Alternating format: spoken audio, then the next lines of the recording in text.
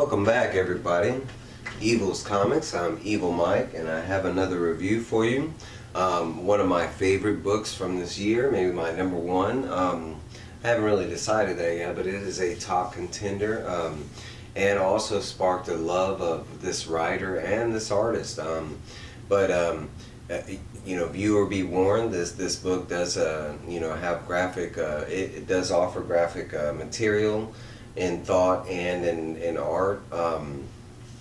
It's just an adult, comic in general. But this is Mirka Andolfo's Sweet Paprika. This is the polybag cover that it comes in. This is the Not Safe for Work edition cover that I bought.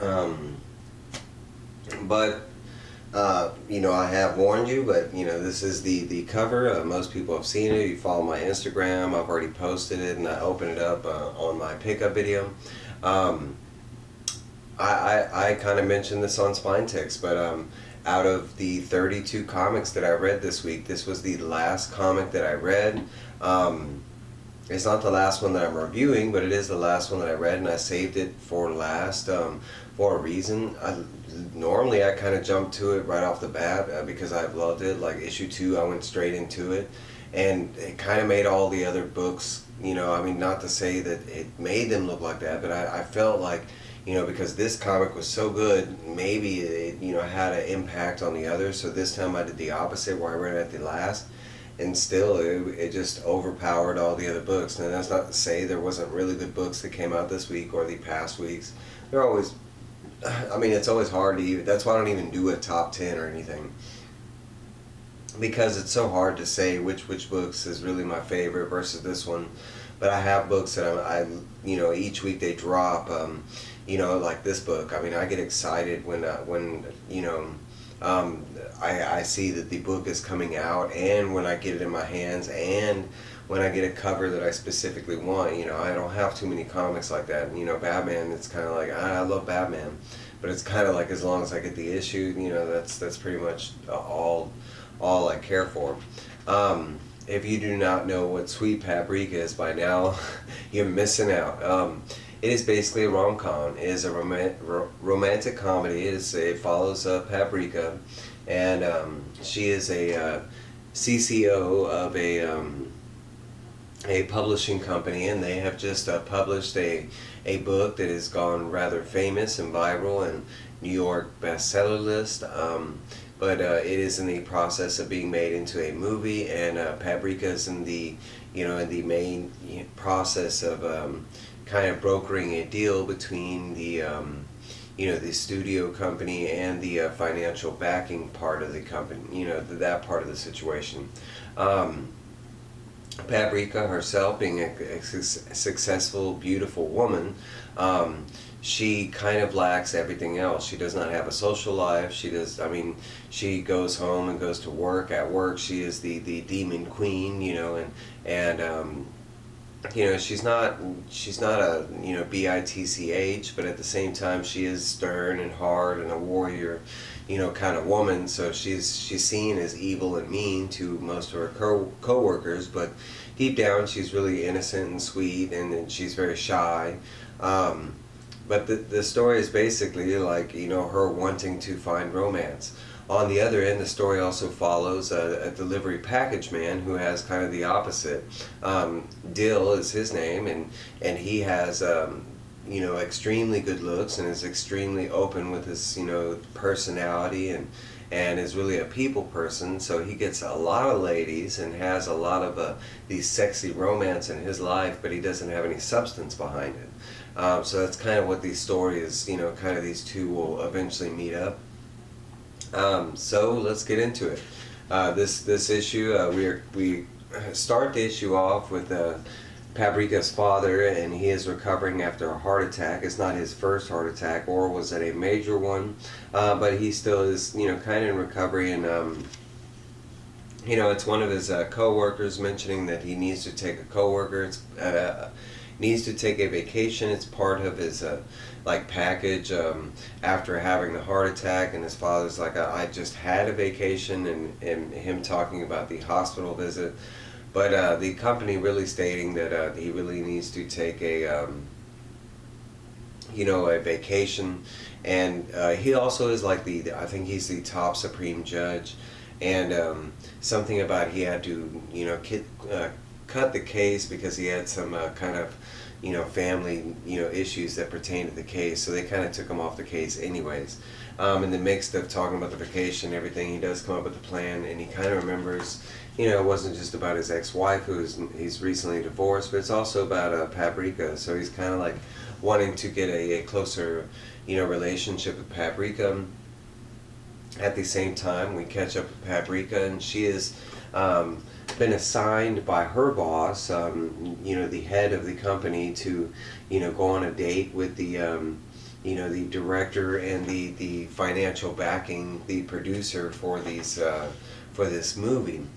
She happens to know I think it's the director. I think it's her first boyfriend, like her first love that she had in her life, and they broke up and went separately. And the other person is the financial backing, and it's the one that she's more scared of.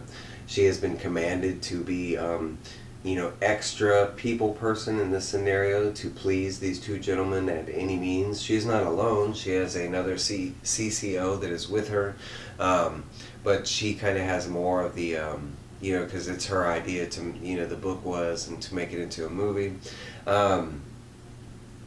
But basically it's like we're catching up with Paprika, and she's basically like faking her like with her ex-boyfriend, which they predominantly show on the other panel. And then we kind of secretly learn that she is heavily attracted to the financial guy that's in the situation, and of course so he's very handsome and devilish, haha. That's one thing I have not mentioned. This is stuck in a netherworld type of situation where angels and demons exist, and in this world that there is no animosity between the angels and demons. As you notice, they kind of mingle between the two. But we do see some more comedic scenes of the boss trying to push her in the sexual direction, not in a harassing type one, nothing like that. And the book never approaches on these. If anything, I commend Mirka for getting so close to touchy subjects, and the way she writes around them is amazing. Because a lot of people would extremely be offended if they went the other way, especially because she is Italian, and I'm pretty sure is not caught up to 100% of our customs. So I applaud her on those devices alone.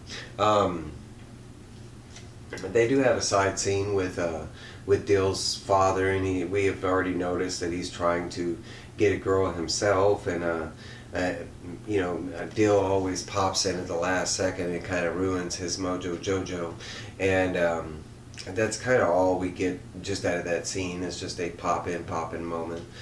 We go back to Paprika, and she has been talking and now drinking with the other, I think his name is Xanthari, is the other, the financial backing guy.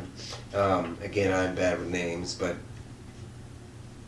we kind of get this scene here, and from this panel over here, it's kind of like everything is still in the real world, and then it kind of like, it just jumps into one of the best parts of this book, and it's Paprika's imagination and her sexual desires for real.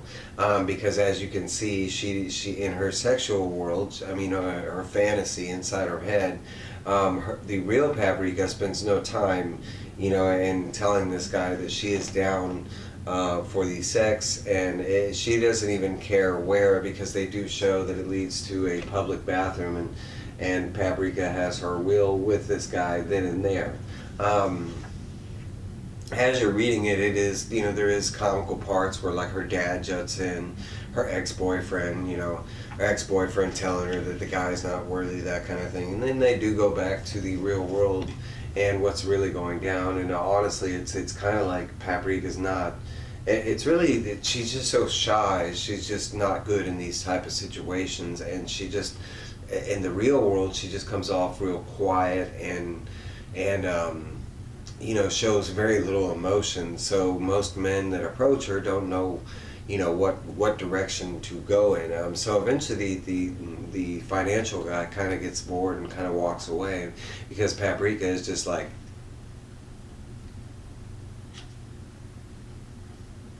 for about 10 minutes.